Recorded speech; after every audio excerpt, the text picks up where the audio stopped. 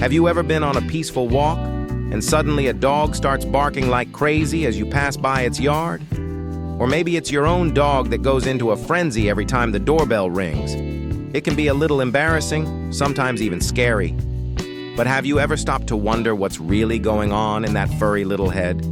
Or are they just trying to say hello in their own very loud way? Well, stick around, because today we're diving deep into the fascinating world of canine communication to decode this very common behavior.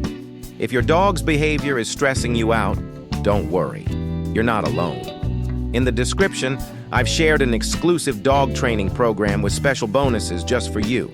Check it out and start seeing positive changes today. Let's get started. You might be surprised by what you learn, and by the end of this video, you'll have a much better understanding of your four-legged friend. First things first, let's get one thing straight. Barking is a completely natural form of communication for dogs. Just like we use words, dogs use barks, growls, whines, and body language to express themselves. Barking at a stranger isn't inherently a bad behavior. It's just a dog being a dog. The key is to understand the reason behind the bark. And believe it or not, there are quite a few. One of the most common reasons is territoriality. Dogs are descendants of wolves, and in the wild, protecting one's territory is crucial for survival. This instinct is still very much alive in our domesticated pets. When a stranger approaches their home, their yard, or even you while you're on a walk, your dog might perceive them as an intruder. Their barking is essentially a warning signal. Hey! You'll often see this behavior coupled with specific body language, like a stiff posture, raised hackles, and their tail held high. They're trying to look big and intimidating to scare off the potential threat. It's their way of being your personal furry security guard. Another major factor is fear or anxiety. The world can be a big, overwhelming place for a dog, especially if they weren't properly socialized as a puppy. A stranger is an unknown quantity. For a fearful dog, this can be incredibly stressful. Their barking in this context is more of a defensive cry for help. It's their way of saying, "I'm scared, please don't come any closer." This type of barking is often higher pitched and may be accompanied by backing away, tucking their tail, or even trembling. They're not trying to be aggressive. They're trying to create distance between themselves and the scary new person. It's a classic fight-or-flight response, and for many dogs, barking is their first line of defense. Now, on the flip side, some dogs bark at strangers out of sheer excitement. This is especially common with puppies and young, energetic breeds.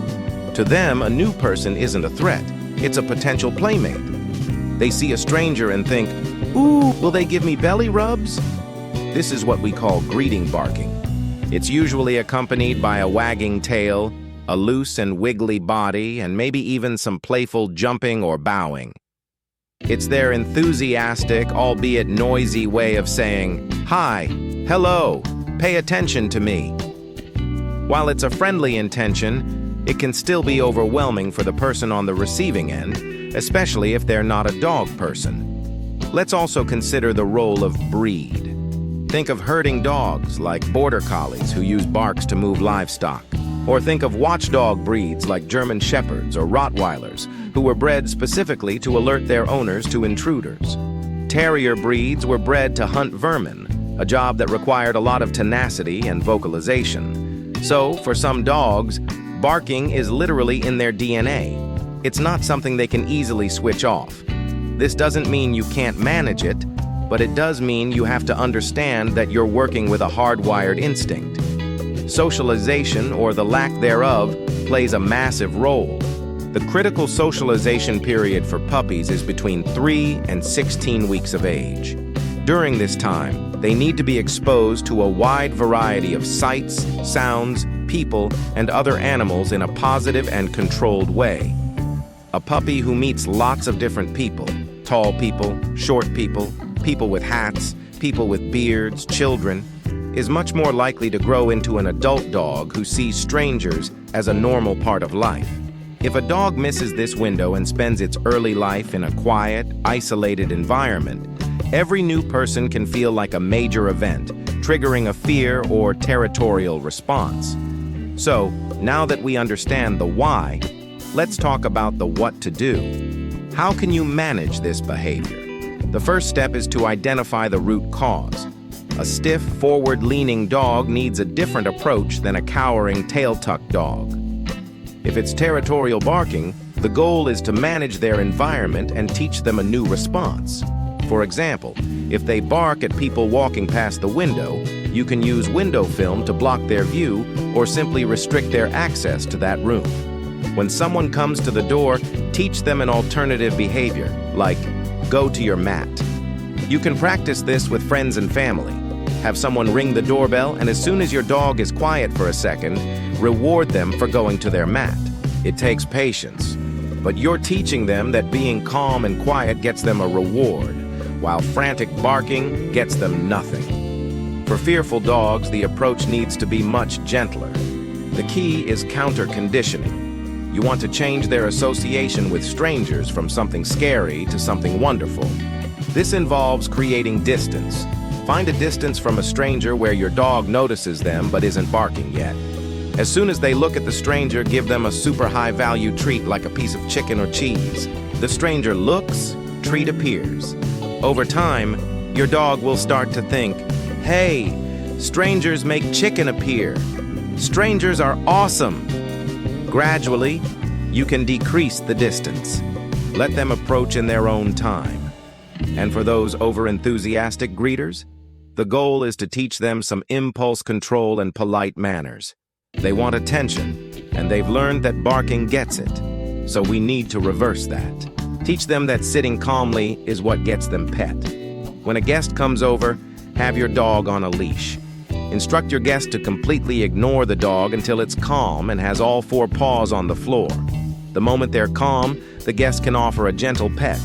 If the dog gets excited and jumps up again, the guest immediately stands up and ignores them. The dog will quickly learn that calm behavior is the magic key to getting what they want, attention from the new person.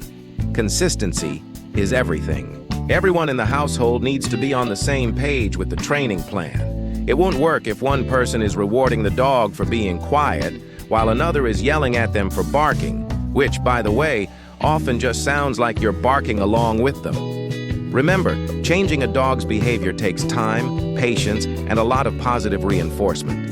It's a journey, not a race. Punishing a dog for barking, especially fear-based barking, will only make the problem worse. It can increase their anxiety and damage the bond of trust you have with them. Understanding why your dog barks at strangers is the first most important step toward creating a more peaceful home and a more confident, well-adjusted companion. By taking the time to decode their language and respond with patience and positive training, you're not just stopping a nuisance behavior, you're strengthening your relationship with your best friend. Thank you so much for watching today. I hope this has shed some light on this common canine conundrum. If you found this video helpful, please give it a thumbs up and consider subscribing to our channel for more deep dives into dog behavior and training tips. Want to know the secret behind transforming even the most stubborn dogs? I've put a link in the description for a dog training program that comes with special bonuses you won't find anywhere else. Trust me, your dog will thank you. And I'd love to hear from you in the comments below. Does your dog bark at strangers? What have you found that helps? Let's share our experiences and learn from each other. Until next time, happy training.